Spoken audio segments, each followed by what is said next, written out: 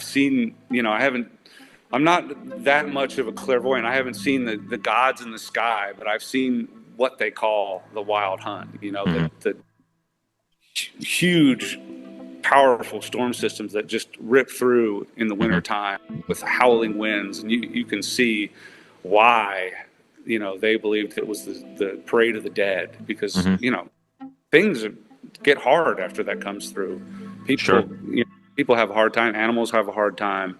There's usually some weather-related misfortunes right after that. Anyway, so being in the presence of that kind of thing all the time has really given me an insight into what it's like to work with nature as a magical entities, magical entities. Hello and welcome to the Spirit Box podcast, where we explore folklore and magic, the world of the spirits, and everything in between. In today's episode, we welcome Todd Elliott to discuss his forthcoming book, The Cunning Farmer, Agrarian Magical Practices, Mythology and Folklore. Todd shares his deep insights on time deities, cosmic and natural cycles, and their impact on both mystical and agricultural practices. We delve into his research into weather magic, earth energies, and building relationships with land spirits and sacred spaces. We get into blending myth and folklore and practical magic to honour the land. In the Plus show, Todd offers his best tips for maximising the calorific yield per square foot of whatever property or garden or raised bed that you have access to, and shares wisdom on cultivating a harmonious relationship with the land. With over 20 years experience in magical practice and farming, he's definitely worth listening to. And this episode is packed with essential knowledge for modern mystics and agrarians alike. So do check out his Substack. The link is below in the show notes. And it's full of a wealth of information and really just this fantastic crossroads, this intersection between farming and land work and the magical practice that so many of the listeners to this show are drawn to. If that sounds like your jam, then his Substack is really worth your time. I'm a subscriber. I think it's fantastic. Now, if you want to hear the Plus show and indeed access 4.5 years of Plus shows and bonus episodes and lots of different content and essays, then sign up to the Patreon. You can find the link below in the link tree. It's basically the price of a cup of coffee. And, well, actually, depending on where you live, it's probably cheaper than a price of a cup of coffee. That's a depressing note to pitch my Patreon on. However, we'll move on. If you're not interested in that, then there's another way you can help support the show and support me, and that is picking up a copy of my book. And you'll find a link to that in the link tree below. I always appreciate support for my writing, and if you do like it, then the old 5 stars would be greatly appreciated. Okay, that's enough for me. Let's get on with the show.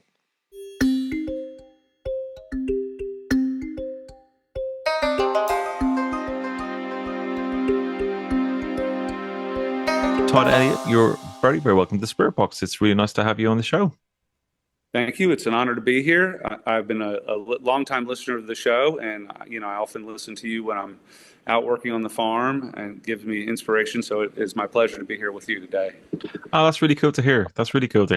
I think when we first started chatting, I don't know, but quite some time ago, you mentioned you were working on a book, and you were giving me the kind of the outline of your area of interest and area of expertise, and it was really in my wheelhouse. So I've kind of been growing my own kind of veg, not nowhere near the scale that you do, and like have a couple of backyard chickens, but what I found in that process, and you've probably seen from my Patreon, that like it changed the way I think about a lot of things.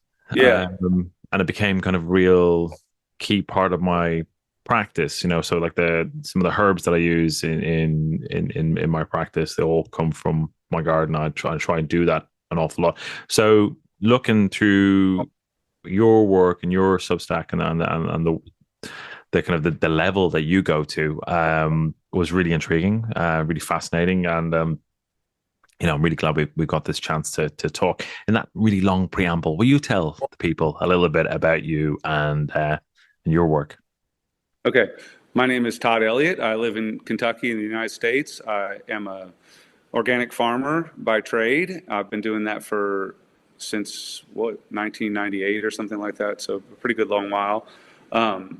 I also have recently written a book titled The Cunning Farmer, Agrarian Magical Practices, Mythology, and Folklore. That's going to come out next year, being published by Intertraditions International. It's based on a blog that I started writing, also called The Cunning Farmer. And it's basically the book has really been in the back of my mind since I moved to Kentucky in 1997 or something like that. Right. It ties together a bunch of themes that are running through my life. Mhm. I sort of moved down here when I was 23 years old and had every intention of I was a young man, and I had a lot of illusions about what rural life was like, but I thought I was going to be some sort of backwoods shaman and herbalist, and somehow, you know,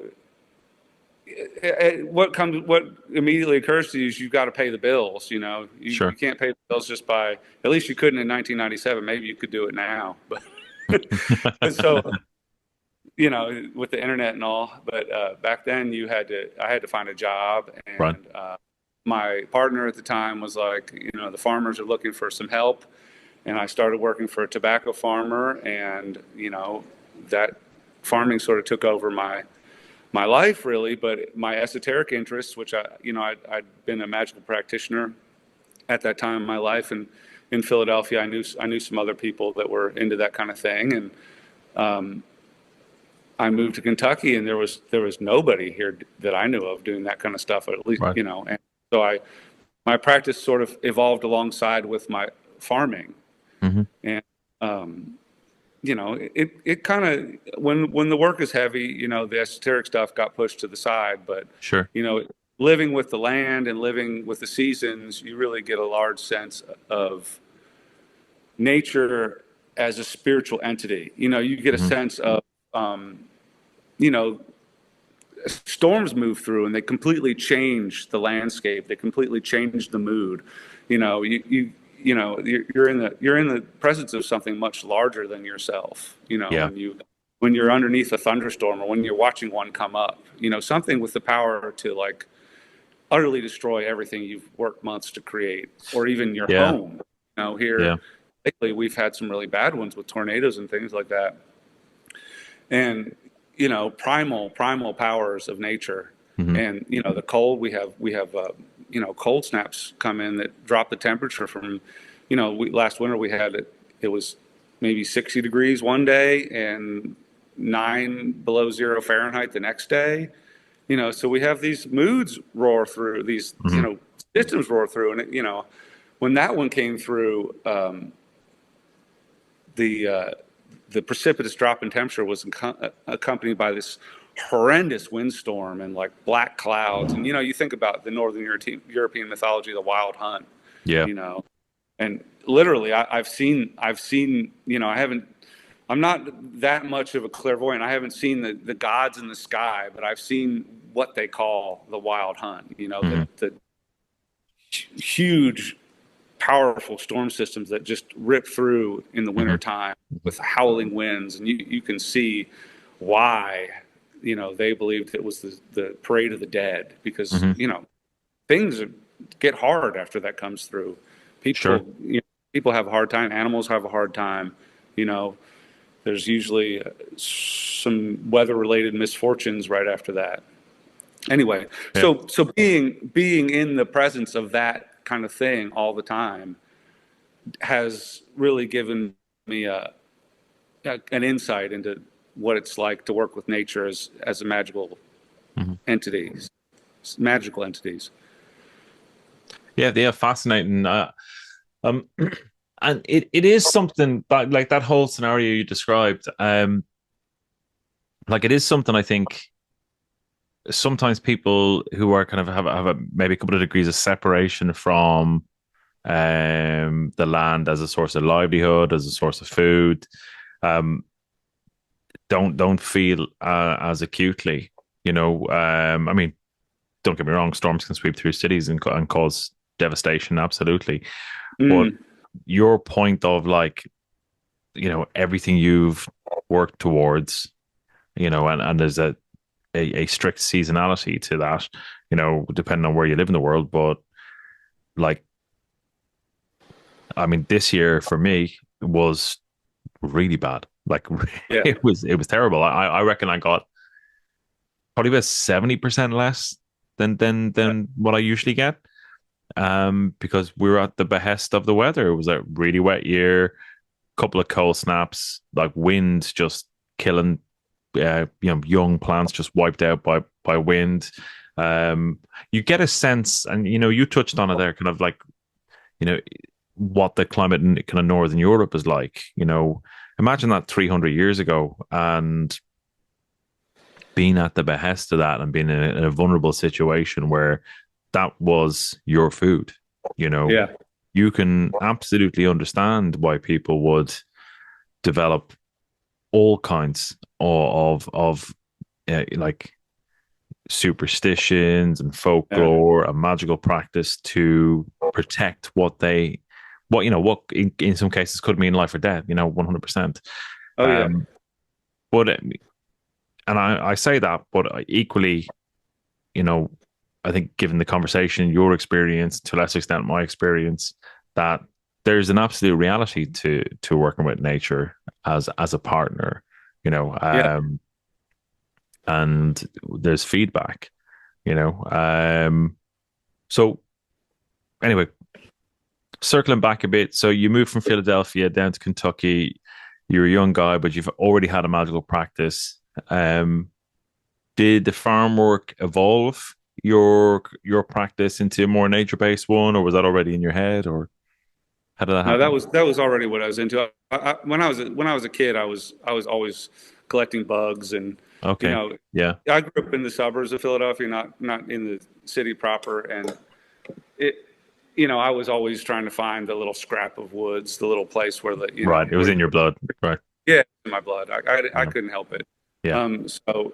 And my friends and I, when I got older, and my friends and I would go camping every weekend and get the hell out of the city. And um, yeah, so when I moved down, my practice became, yeah, definitely about working with nature. Hmm. Hmm.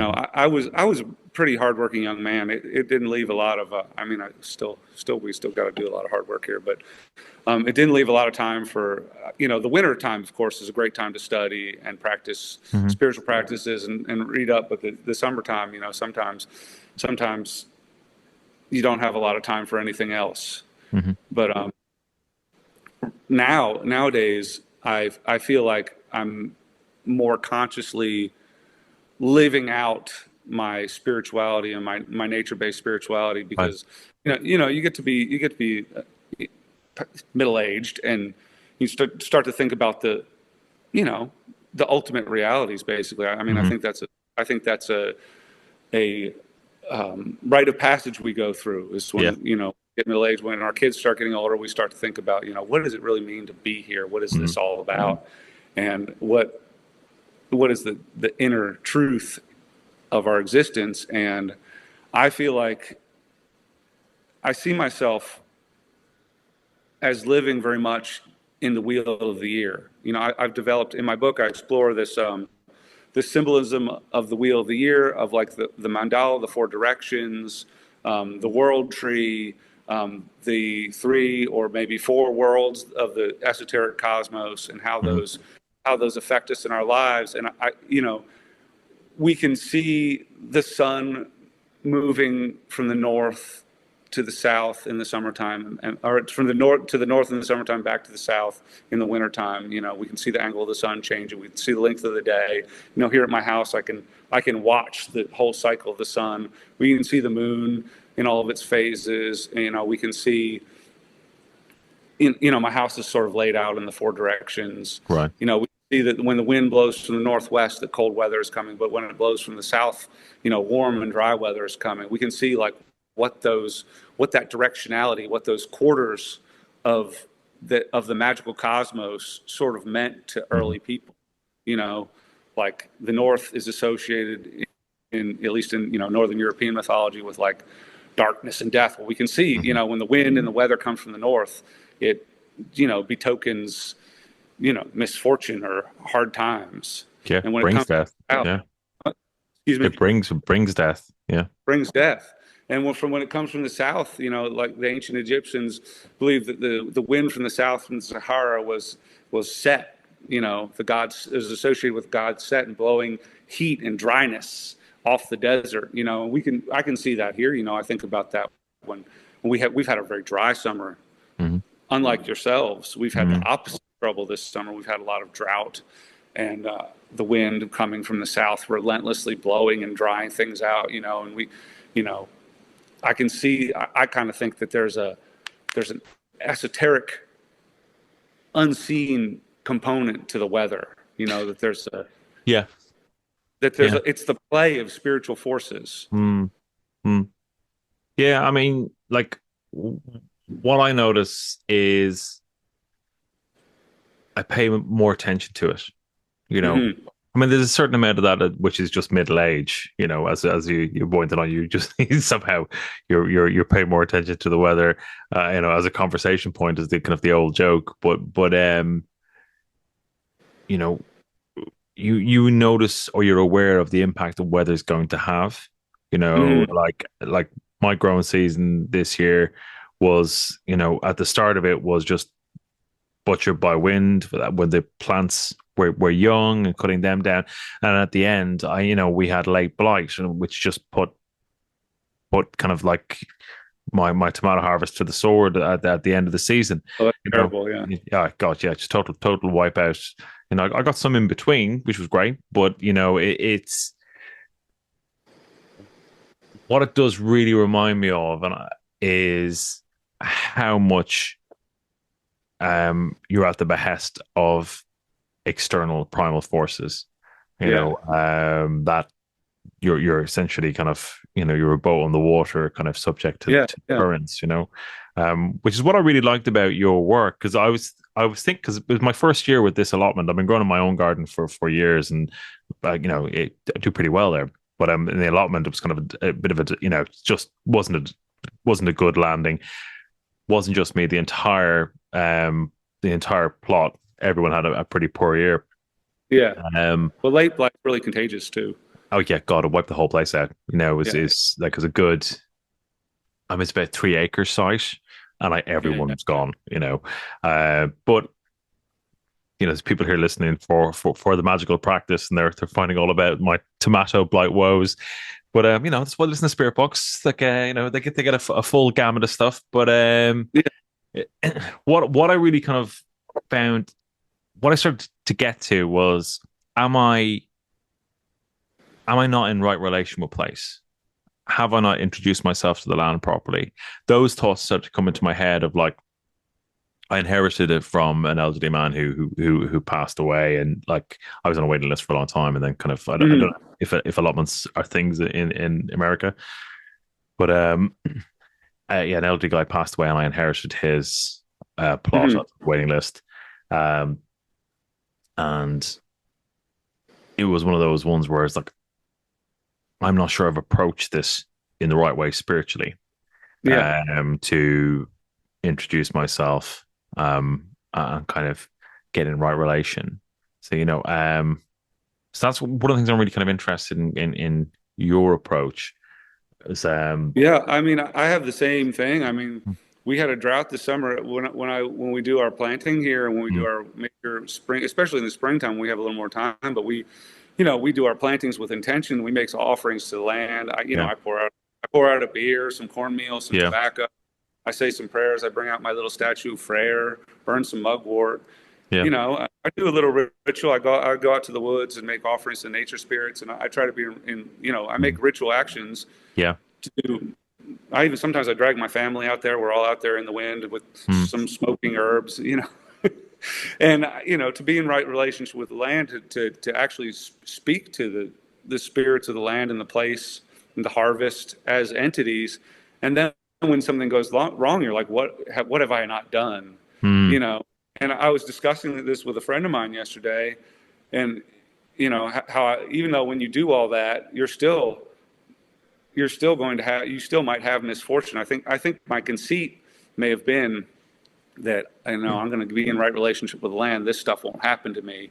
Yeah. But I think that the reverence, you do the reverence, you make the offerings because it's the right thing to do, Right. and because that's how we as a culture, that's how we as a community, get into right relationship with the land. It's not necessarily. I mean, there's a give.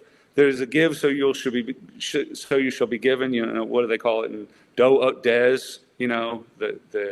The idea of giving an offering to a god, so the god will give you back an offering.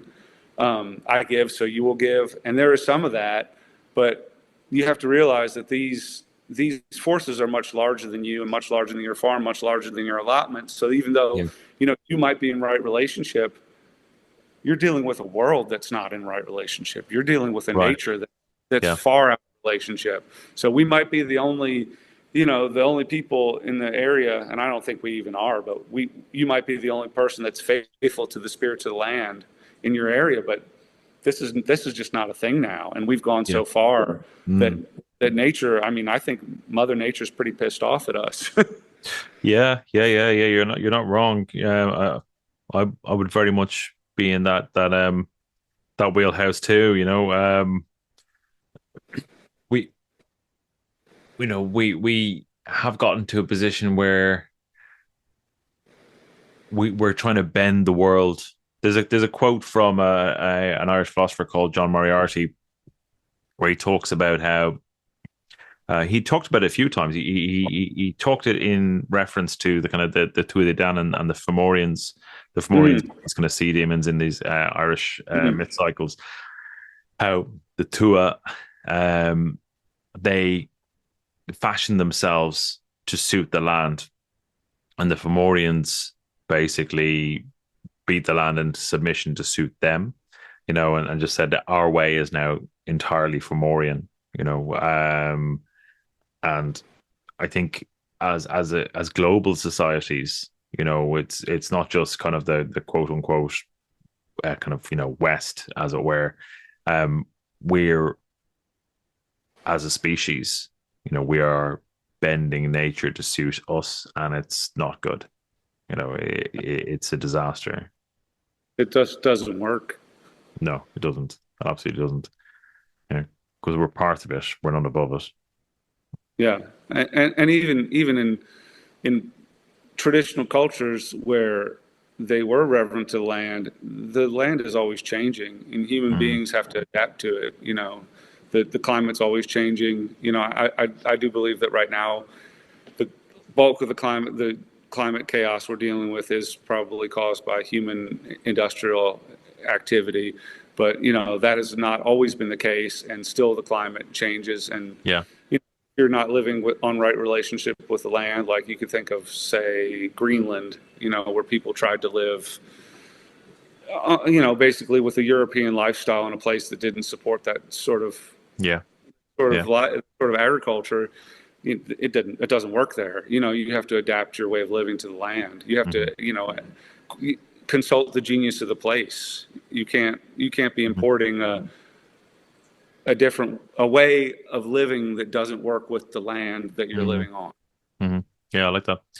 Um, so in terms of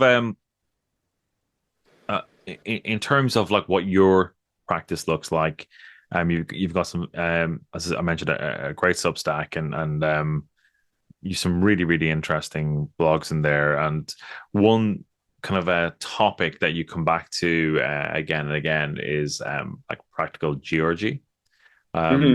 and you look at it from a number of different angles. But for our listeners, can you kind of give a first off what does that mean, and then That was going to be the subtitle of my book, Practical right. Georgy. Yeah, I like it because it's like there's theurgy, which is Greek for theos ergos, or God working, and that's that sort of hieratic, spiritual practice of the Neoplatonists, Yeah. where you work with gods, the gods, you're doing God work. But georgy, we get that's from the Greek. That's literally the Greek word for farming. Right. Geo urgos, earth working. It's Mm-hmm. like the name George comes from that actually. Oh, really? But Oh, yeah, yeah, George means earth worker. no So way. yeah, Oh, that's yeah, so cool. yeah. So so it's basically work but to me it's like a spiritual practice of working with earth energies. Right.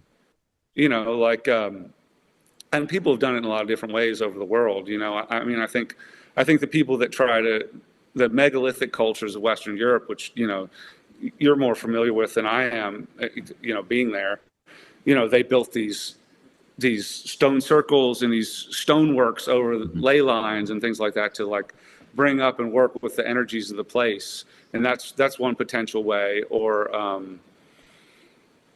just tuning your farming to the seasons, tuning your farming to the energy of the seasons, working with the moon, working with the stars, working with the constellations, trying to bring the earth in line with the heavens, or practices where you try to draw up earth energies into your body and draw down heavenly energies. There's a lot of things like that in Western esotericism and in Qigong and things like that. So, georgy to me, it means a variety of practices that try to tune you to the earth and to your Mm-hmm. place in the earth too, to your place. As a human being, we are a microcosm in a macrocosm. We stand with our feet on the earth, our roots in the underworld like a tree, our branches reaching up into heaven.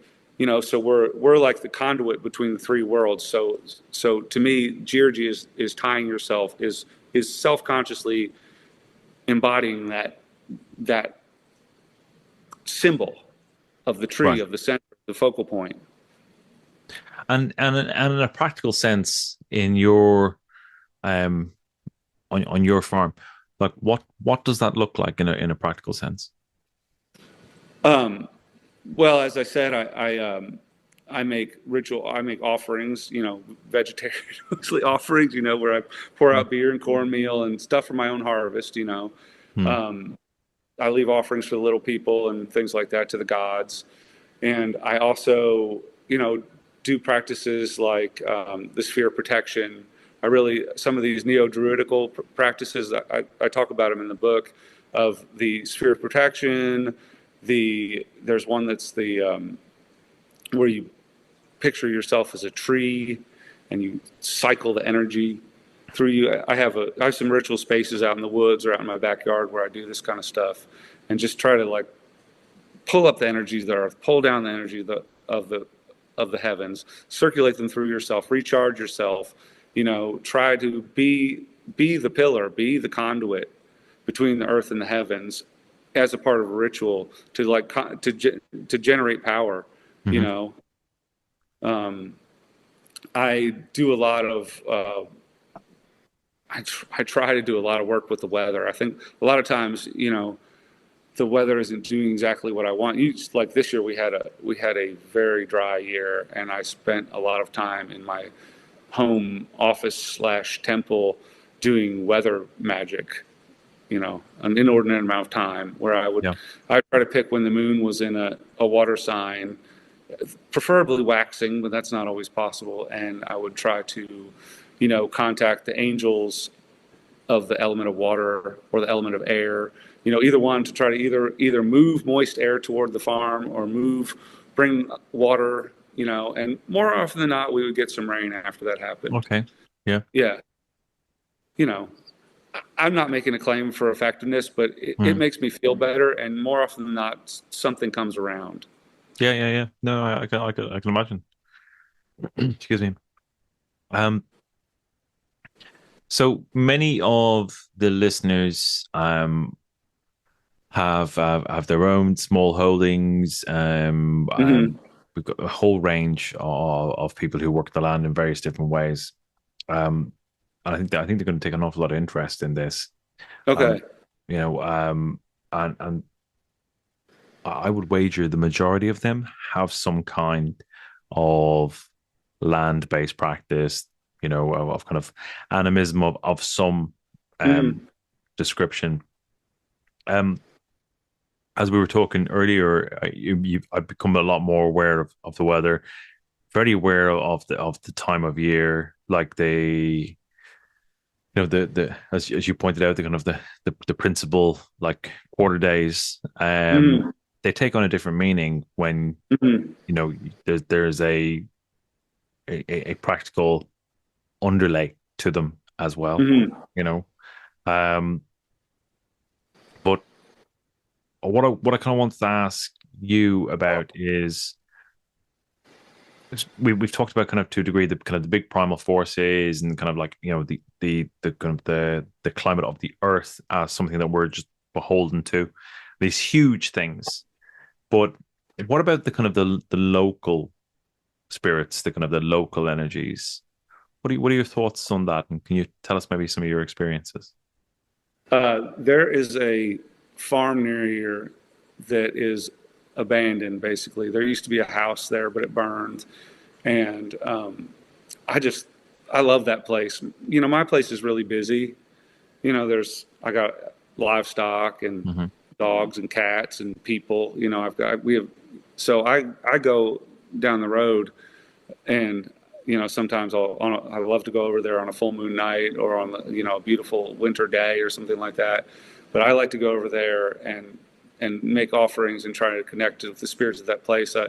I had we leased part of that farm for raising vegetables on, and I had there was an older gentleman that used to, it was his family farm, and although he wasn't the owner, he was the caretaker. Right. And um, he passed away some years ago, and after the night after he passed away, he came to me in a dream, and I believe it was his aunt that used to be the owner, and they in the dream, gave me the responsibility of sort of looking after the place.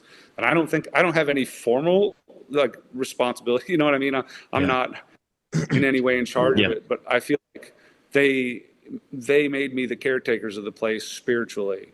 So I go over there and I mean, it's a really beautiful place. It's just the woods are slowly claiming it back. It used to be a farm, but it's the woods get bigger every day and the meadows get smaller Hmm. every year, a little bit more wild. And as I said, the old farmhouse burned and the barns are melting into the ground. But I like to go over there on moonlit night and like just to talk to the spirits.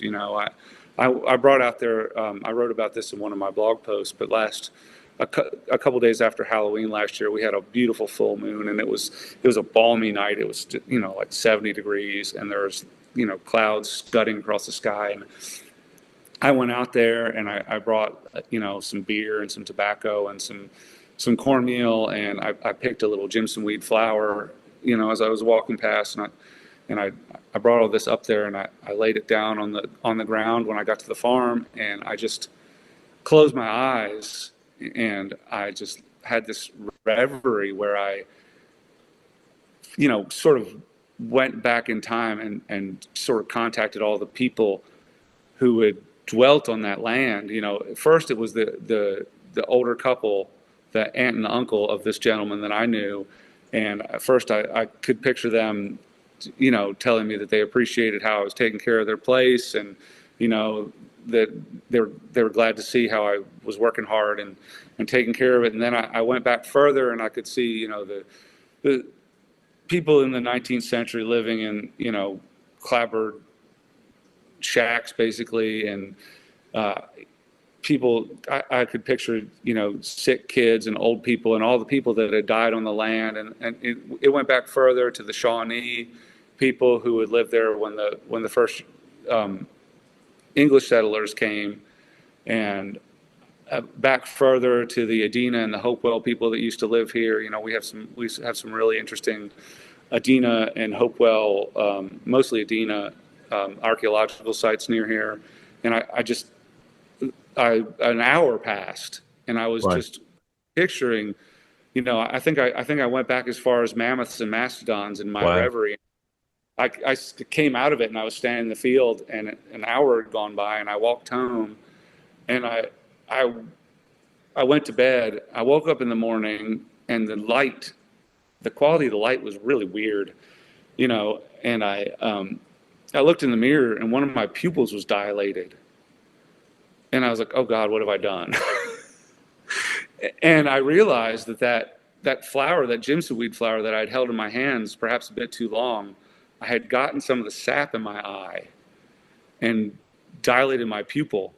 Right. And I don't know if that had anything to do with my vision or whatever, but it certainly was a really weird coincidence that I had handled this plant that the ancient people who used to live on this land used to attain visions, and I got a vision myself. I don't think my vision was pharmacological. I Right. think it was spiritual, but it was an odd coincidence. Mm-hmm. Fascinating. So, I mean, for example, that place. I've had a lot of oddball experiences there. Another one was where I had gone over there to make an offering. I went far back on the farm into the woods. There was sort of a circular oak grove, and I had made an offering there. I sort of played hooky. I was supposed to be cutting firewood, and I sort of played hooky because I was by myself and went back there and did this. And later on the day, I was taking a walk with my son, and I got this weird intuition to go and look underneath this clump of trees that was incongruously growing in a field. And I was like, I wonder why that clump of trees was there. Because, around here, if there's a clump of trees in the middle of the field, there's a reason it's there. There's something somebody doesn't want to mow around, some doesn't want to damage their tractor or whatever. There's something there. And I'd walk by this place literally thousands of times because I've lived here for 15 years. And I went over there, and there was a rock laid over a hole. And I got down on my hands and knees, and I looked underneath the rock, and there's a stone chamber, like dry laid stone chamber, about the size. I mean, it would be creepy to go and lay down. It's like coffin size stone chamber. Yeah. I don't know what something you'd find out your way, like a barrow tomb. It's a dry laid stone chamber, maybe 6 feet long by 2.5 feet wide, with like huge stone slabs laid on top of it and covered with earth. And this is right in my backyard. I have no idea why I was there. It could be a spring house. It could be a cairn. I don't know what it was, but oddly enough, I had this intuition after leaving this offering to check it out. And that's the kind of thing, I think that's how the land spirits talk to you. They kind of put a little idea or an inclination or words or something that's not yours, something that's not your thought or your idea into your head. You just get a whim or a feeling that feels like it almost comes from without. Right. Yeah. And for you, does that come in, like as you said, it can come in whims and ideas, but for you, do you also get like do you hear things out there at all? Like I mean, this happened to me once or twice. I'm asking for myself basically, where I've been at my garden at night,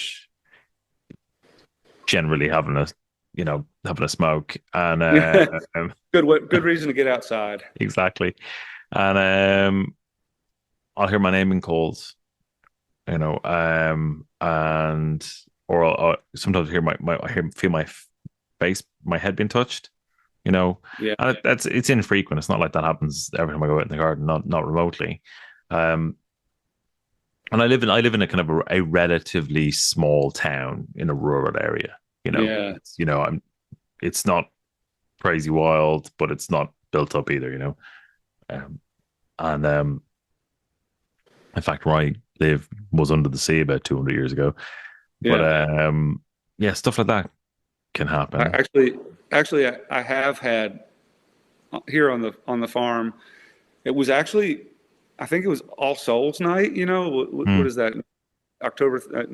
November, the night of November 3rd. It wasn't Halloween night. It was the next night, which is All Souls Night. Yeah. The night between November 1st and November 2nd, which was weird timing. And there had been an incident where some people died in a drug overdose on a rural road not far from here. like the night before or something like that. And I don't know if it was connected to that, but I was walking down my little one lane, you know, our driveway basically from my house, and near my barn, I got I got into a cold spot, and I swear I felt like something grabbed me by the elbow and pulled my elbow, and Really? then a whirlwind just whistled through these dry weeds, and sent a chill up my spine. And Mm, I thought about those people that had passed away the night before, and I was like, gosh, I wonder if mm, they're still hanging around, mm, looking for somebody who can sense them. And yeah, mm. I have a lot of uncanny experiences here. Specifically around when I do like a ritual in the woods or something like that, or even in the house. I'll hear. One time I was doing, just a routine daily practice, but I was calling some spirits of the air or the wind of the day. There's using one of the formulas from the Heptameron, but just as my daily practice. And the wind came up at that moment and slammed a door shut right outside the room where I was working, Right. scared the house by myself. This stuff's so much stronger when you're by yourself, and it slammed Of the door course, shut. yeah. And I almost jumped out of my skin. Another Mm, time, I was doing one and a tree fell in the woods. You just get a sense of presence. I was working outside another time, and something came galloping up out of the woods. I believe it was a deer, but just the timing. When you're mm, when you're doing a mm. ritual, you're already your senses are attuned to what manifestation you might get, and a hoofed creature comes galloping up out of the woods. Your heart jumps up into your throat. Oh God, yeah. I mean, this is the thing is that like so many people don't know what you're talking about. Yeah. They've never experienced that. And there's a friend of mine who lives in quite a remote place then in southwest England, and it's in like an old estate, so it's just woodland Mhm. for miles. And myself and a bunch of other friends, we go down and we do some ritual work, kind of every August, and Mhm. but like when you kind of go back from the ritual space, like back to where you're camping or so, it's like it's through, old woods, and there's loads of deer there, and you can hear them running around, and I was walking Oh back yeah. by myself, and it's pitch black, can't see a thing, there's no artificial light whatsoever, and I can hear something, a deer moving towards me I can't see it, but I know it's there. I can hear the clump, Yeah. clump, clump. Oh, honest to God, I put the fear of God into you, you Oh know, yeah. and And we it's not have even that metaphysical. It's just like, you don't want oh an antler sticking out of your chest. well, there's something in Yamaka somewhere about where he says that the gods don't have bodies, so they have to use the things of nature in Mm, order to send signs. And I thought that was really interesting. It's like that's sort of the theory of omens, isn't it? mm, mm. Like I've had been doing outside work here. I love doing work outside, and spiritual work at night, and the coyotes will start howling. I mean, I really believe I'm probably making too much noise, and they're Yeah, answering me. yeah. And it's really uncanny because they're eerie sounding. Especially if they're close by. Hmm. I had one where I was doing some spiritual work here in the yard, and I decided when I was done, I would go up to this abandoned farm I was talking about, and I would just wanted to go there. It was a beautiful moonlit night. I hadn't been up there in a while. It was the summertime. And it was a little overgrown. Nobody had mowed it in a while. They only mow it twice a year. So I was like, I'll go out and check it out. And I stepped foot onto the property, and this coyote just started barking at me incessantly. And Right, she sounded, I thought it was a mother with pups, but in Native American mythology, coyotes are not good omens. right. Okay. And to me, I kind of think they're cool. Hmm. I love all the animals that live here, but I thought about that. I was like, she's angry. She is telling me not to go there. So I took a hint and turned around and walked back. Yeah, fair But enough. she scared the crap out of me because I'd gotten into off the road and into some tall grass before she was like Yeah. really close. And I was like, I don't have a weapon. I don't have a knife. I don't have a Mm, stick or anything. hmm It's just me. hmm I'm going to get out of here. I'm going to take a hint. Yeah. Um, excuse me. So we've spoken kind of broadly about kind of spirits of a place and establishing kind of right relation with the land. And uh, and you've told us some interesting experiences that you've had. For I mean, you've got this enormous book coming out. Uh, obviously, for those listening, the page count in Todd's book is remarkable. Having just finished a 200-page book myself. Todd, what is your page count? 500 and what? They said 540. Jesus Christ. That's genuine. I'm genuinely impressed with that. I That's a lot of think work. well, I mean, yeah, I think I went a little overboard. um, for people who are interested in, um, starting this practice, they've got a calling, maybe they've got an access to a bit of a garden, or they're just starting out. They want to pursue this. They feel a calling, and they're drawn towards the type of work that you do. Where do they start? I mean, I would really, I would start out just making offerings, like people have done for a long time. I would start out going to a place that feels spiritually potent to you. Mm. And, it doesn't have to be an ancient megalith or something like that. It just has to be somewhere that strikes you as beautiful, Right. as a place where a spirit might like to live. Like ancient authors, ancient Greek authors talked about I actually believe this is Latin, a locus amoenus, I don't know how you pronounce it, an immutable location, like a beautiful place, which is the habitation of a nymph. Right. Just spirits like beautiful places. Um, so I would go to a place that strikes you as that kind of thing, and Hmm. and bring some milk or bring some butter or bring some honey or bring some wine, some beer, whatever it is that your inner prompting thinks is special to give to these spirits. I mean, Hmm.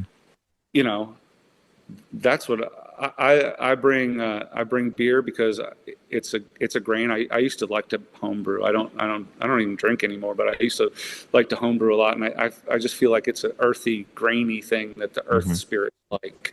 And living in North America, I know that the traditional spirit offerings here are cornmeal and tobacco. So I do that too. I raise my own tobacco here on the farm, and Hmm. I don't smoke either, but I give the tobacco to the spirits. So whatever you think, and wherever you think is a good place to do it, and just sit down and be quiet and see what comes to you, Right. you know. And see what physical signs you get, because as we know, when you open yourself to, as we just discussed, when you open yourself to the presence of the land spirits or the gods, they don't have bodies, and they have to use the wind or the birds or the clouds, or to communicate with you, and they can Hmm. use your own mind too. They can use your consciousness to see what comes through the barrier to Right. you. It's about being, we are impermeable Hmm. membrane. We can go into places, and we can, especially if I'm not particularly, I don't think I'm particularly gifted in this department, but I feel like I have in my life picked up moods from the place that I'm in, because we are not encapsulated egos. We are a continuum of consciousness, and we are open to Hmm. influences from the outside, and all we have to do is try to tune into them, Okay. which can be hard. I mean, you kind of have to get past your own internal chatter, and you have to learn how to discern your own stuff from the stuff that you're picking up. Well, listen, Todd, it's been a pleasure talking to you. I really enjoyed our conversation. And for anybody who wants to follow you, follow your work, where's the best place for them to do so? My blog is on Substack. It's called the Cunning Farmer, and it's published on Substack. Whenever I have time to put up a post, I make most of the posts public because I'm trying to grow my readership. The archives are for paid subscribers only, but the newer posts stay public for a couple. So you can check me out there. I have a Cunning Farmer Facebook page, which I don't do a whole lot with. Yeah. I'm hoping to get a Patreon up soon. It's Oh, under cool. construction. Yeah. Yeah. Awesome. Where I'll put some other content out. But Cool. and my book, stay tuned to my Substack. That's probably the best place to follow me. Okay. Yeah. Just subscribe to Substack Yeah. and get all my updates and any of my latest posts and stuff And that I want to. And is your Go book available for pre-order or anything like that? I haven't heard yet, but I imagine, I think what they told me, Yeah. I will be, yeah. I think what they Okay. told me is that the larger the pre-order, the larger the first print run will be. So reading between the lines, I imagine that there'll be a pre-order available. Yeah. Was yours available for pre-order? Yeah. Okay. Yeah, but it wasn't like I can't remember the timeline. Like I think it was like maybe it was 6 months before it went out, something like that. I can't remember. But I'm so excited. I'd love to talk to you some more about the publishing process, maybe off the record or something like that, because yeah, sure, I'm absolutely. super curious. From a published intertraditions author, I have another friend who's involved with them too, but just what to expect in the next year. There'll be a really intense cycle of well, I heard nothing for about 15 months, and then it was like, Yeah. right, we need to do everything now, sub-edit, and Okay, so yeah, I gotta be ready for that. ready for that. And that was the one where I was like, I can't remember what I've written because I had to really get back into it. And then kind of just a couple of runs of going through and proofing. Proofing was excruciating. That's I mean, like, really, we haven't done enough of that already. yeah, exactly. Just you get to a stage where you're like, I don't even want to look at it. Like I had to put it away for a couple of months before. I know. When I got done again. editing the manuscript with some really awesome friends of mine helped me edit the manuscript. Yeah. And I was really tired of like hearing my own, not that it's BS, but hearing my own BS. I know exactly what you mean. Yeah, you get tired of it. Yeah. Yeah. I wanted to read somebody else's book. Yeah. Yeah. And then the kind of the they get into the kind of the cycle of PR and interviews. I hear you're on all the podcasts right now. I know. Yeah. People must be sick of me. Everybody, if you buy my book, I'll shut up. No, he won't. He'll just put out another one. You're just egging him on. Don't encourage me. Well, Todd, it's been a real pleasure, and let's do it again. And when your book is out, come back on and we'll have a chat about it. I'm really looking forward to having a read. It looks absolutely fascinating. I'd love to do it again. And this is my first podcast about this. Is literally my first podcast interview. So hey, smashed it. Yeah. All right. Thank you, buddy. All right, man. You have a good one. Fantastic. Thanks for having me on. And thank you very much for coming on the Spirit Books. Good luck with your book too. Thank you. I appreciate it. Okay, bye now.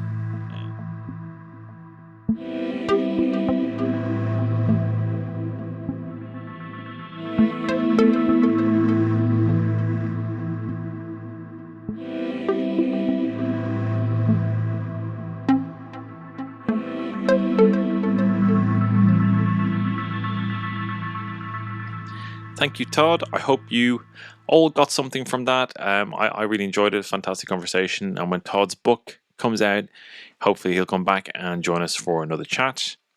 Don't forget to check out Todd's Substack. You can find the link below in the show notes. Okay, that is it from me. I'm Darren Mason, and you'll be listening to the Spirit Box. Take care and talk soon. Bye.